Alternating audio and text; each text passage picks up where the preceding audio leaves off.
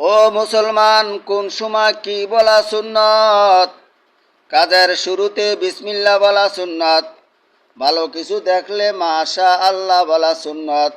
কোনো নিয়ামত পেলে আলহামদুলিল্লাহ বলা সুন্নত। কাউকে বিদায় দিতে ফি আমানিল্লাহ বলা সুন্নত। ধন্যবাদ জানাতে শুকরান জাযাকাল্লাহ বলা সুন্নত। হাসির পরে আলহামদুলিল্লাহ বলা সুন্নত। মুসিবতের সময় ইন্না লিল্লাহ বলা সুন্নত। উপরে ওঠার সময় আল্লাহু আকবার বলা সুন্নত। নিচে নামতে সুবহানাল্লাহ বলা সুন্নত। নাফরমানির কাজে নাউজুবিল্লাহ বলা সুন্নত।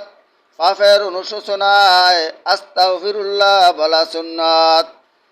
তাজ্জবের জিনিস দেখিলে সুবহানাল্লাহ বলা সুন্নত। ঘর থেকে বের হতে তাওয়াক্কালতু আলাল্লাহ বলা সুন্নত।